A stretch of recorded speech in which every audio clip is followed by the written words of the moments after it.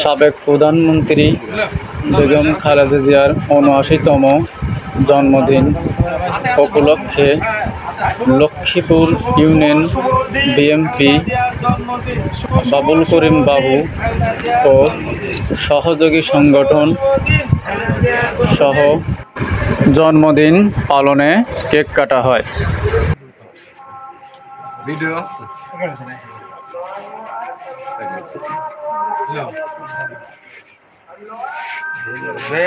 Light দাও,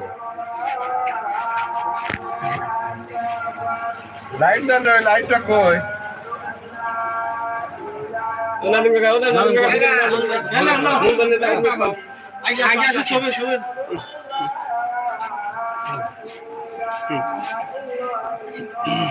দাম আবার দাম তো একটু গালা দাও।